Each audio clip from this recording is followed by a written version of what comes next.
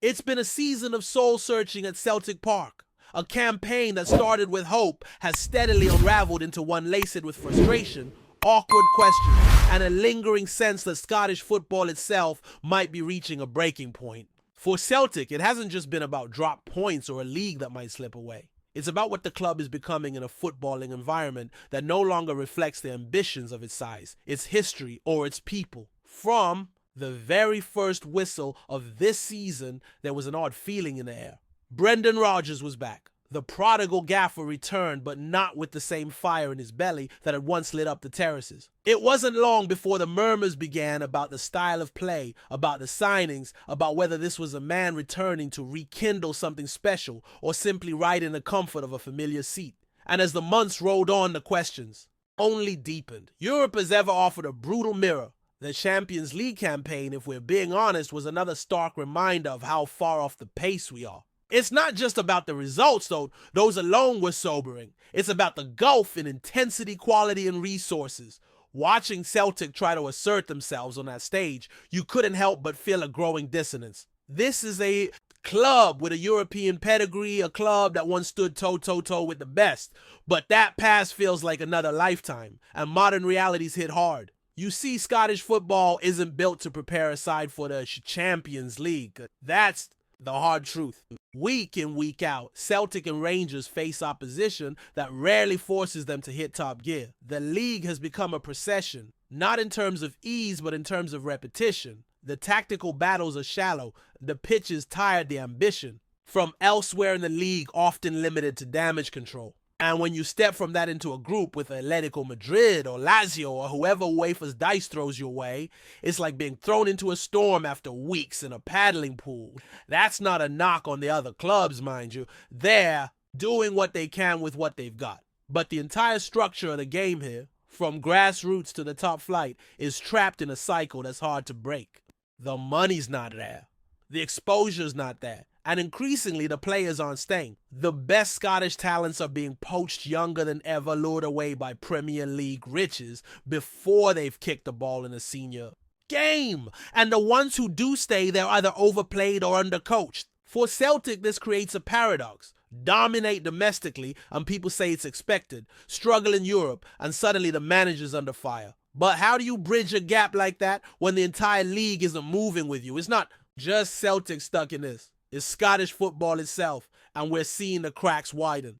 And here's the thing, the fans know it. You talk to any supporter outside Celtic Park or in the pub before a European night, and you'll hear the same frustrations. It's not just about losing games. It's about the sense that we've hit a ceiling, a glass one reinforced with TV deals that undervalue the product, a governing body that seems content with mediocrity, and a calendar that asks players to give everything week after week without any meaningful development in their environment. There's no denying the talent in this squad. Callum McGregor is a warrior, leading with everything he's got. Kyogo, even when not firing on all cylinders, is a menace. There's youth flair and depth, but it's constantly held back by the limitations of where it's being asked to grow. And when you're being judged against teams who spend more in a transfer window than our entire league does in a year, how fair is the fight really? You look at Rodgers on the touchline and you see a man caught between ambition and reality. He knows the European nights are the benchmark, but also knows the tools aren't there. You can't outthink or outcoach structural disadvantage. And so we keep circling the same cycle, build a team, dominate Scotland, fall short in Europe, sell. The assets start again. It's exhausting. And it's not just us feeling it. Look across the city and Rangers are battling the same storm. The problem isn't green or blue. It's the grey wall closing in on both.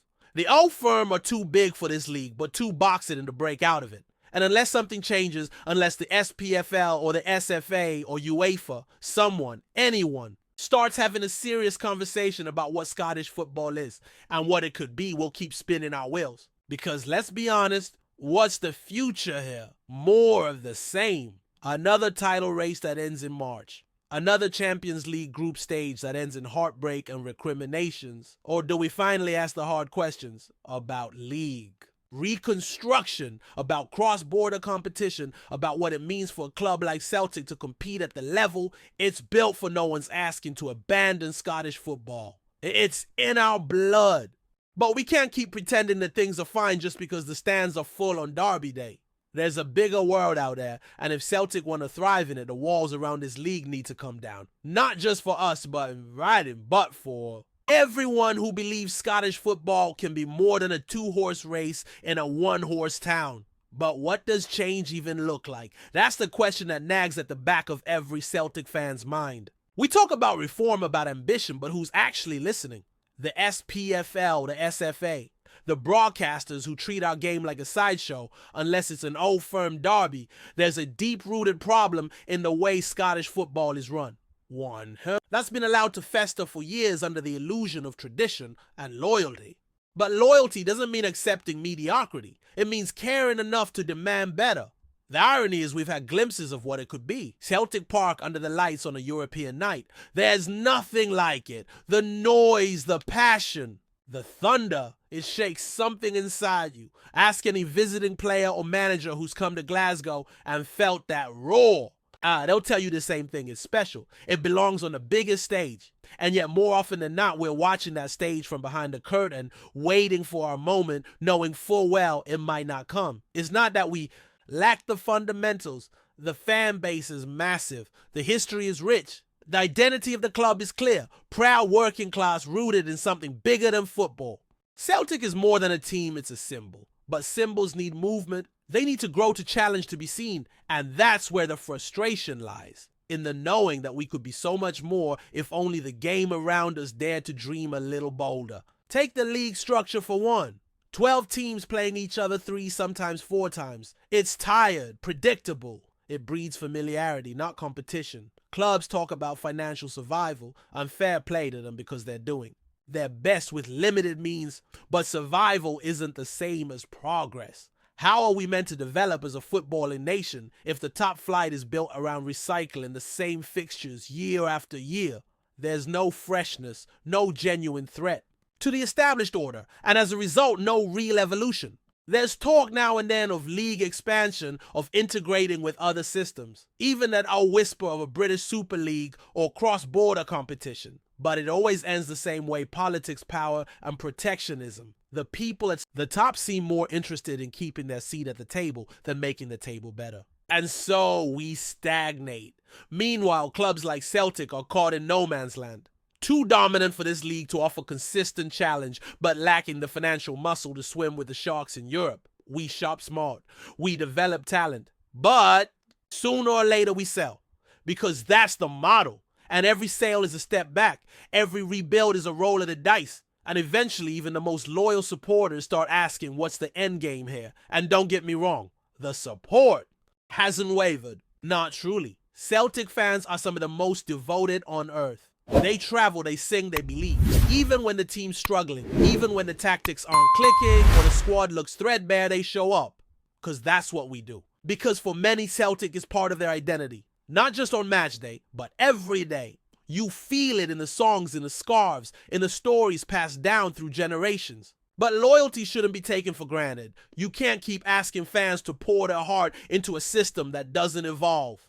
To keep watching the same patterns, the same exits, the same disappointments. Eventually the soul gets tired, and that's the danger. Not an empty stadium, but an empty feeling. A sense that it doesn't matter how loud we sing if no one outside is listening, and so we come back to Europe. Because that's where the dream lives now. It's not about domestic dominance. We've had that. We've seen the trebles, the pro invincibles, the unbeaten runs. Brilliant as they were, they're memories now. What Celtic needs, what Scottish football needs, is a future that doesn't feel like a repeat of the past. And to get there, we need to look outward, not just inward. What if we reimagine the pyramid? What if the SPFL finally confronted the flaws in the way we do things? What if UEFA, instead of handing crumbs to smaller leagues, actually supported a model that allowed clubs from outside the 5 big nations to compete fairly? Imagine a revamped European competition that gave teams like Celtic a real path. Not just a group stage payday, but a knockout platform with meaningful stakes. And it's not simple. The money in football is a monster now. The gap between the elite and the rest is wider than ever. But that's all the more reason to try. Because if we don't, we're condemning clubs like Celtic to a purgatory of potential, always reaching. and him never arriving. And that's a tragedy for a club that once conquered Europe, that once stood as a beacon of pride, not just for Glasgow, but for fans across the world. And maybe that's what hurts the most, knowing what we were, knowing what we could be, and seeing the game around us refuse to match that vision. There's only so long you can live off legacy. Eventually, the banners fade, the chants echo hollow, and if we're not careful, we become a museum, proud, beautiful, but still, and Celtic should never be still. The club has a role to play in this too. It's not just about blaming the league or the broadcasters. Celtic is the biggest voice in Scottish football, has the power to lead the conversation, to push for reform, to demand better conditions, not just for itself, but for the league as a whole. We need a bolder Celtic, one that doesn't just aim to survive in Europe, but to thrive, one that uses its platform to challenge the status quo. Because deep down, we all want the same thing. We want to feel proud. We want to watch our team go toe-to-toe with the best and believe we belong. We want nights that stir the soul, not ones that end with excuses. We want a league that excites, that grows, that doesn't treat progress like a threat. We want a game that respects the passion of its people. Celtic are standing at a crossroads, and so is Scottish football. We can keep walking in circles, chasing our ghosts of Lisbon and reliving derbies until they blur into each other. Or we can take the hard road. The road that asks questions, that shakes foundations, that builds something new, something worthy of this club's name, of this badge, of this support. And until that happens, we'll keep singing, we'll keep standing, but more and more we'll be looking beyond, waiting for the day when the game finally catches up with the soul of the club, when the dreams we carry stop feeling so distant, when Celtic can finally stop surviving the system and start rewriting it. Before we proceed, subscribe to our channel and enable notifications to receive all exclusive news about Celtic FC. Don't miss any details about your favorite team. It's extremely important for Celtic FC fans.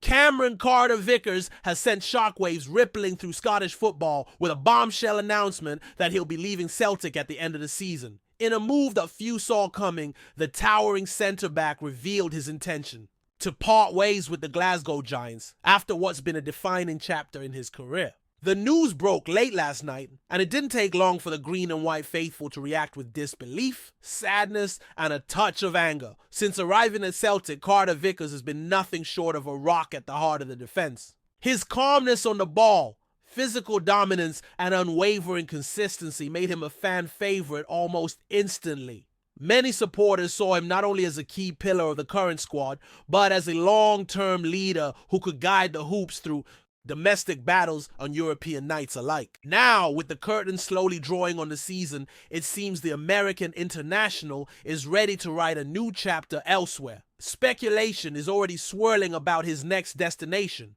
Some whisper of a return to the English Premier League. Others speak of lucrative offers from abroad. But for Celtic, the focus now shifts to the gaping hole his departure will leave behind. Replacing a player of his caliber won't be easy, especially with the pressure always mounting in Glasgow to win, and win now. Inside the Celtic dressing room, the mood is said to be somber. Teammates were reportedly caught off guard by the timing of the announcement, although many had sensed for weeks that something was stirring behind the scenes. Carter-Vickers, ever the professional, had continued to give his all on the pitch. But now the truth is out, and the countdown begins. For the supporters, this departure stings. It's not just about losing a defender. It's about losing a warrior who bled green and white. A player who brought stability, passion, and fight to the backline. As Celtic chase silverware in the final stretch of the campaign, all eyes will be on the big man, hoping he can sign. Off with the kind of glory that befits his time in paradise. Hello, fan! Don't forget to like and subscribe to the channel, as it means a lot to Celtic FC. Also, share your opinion about the news in the comments below. See you in the next video.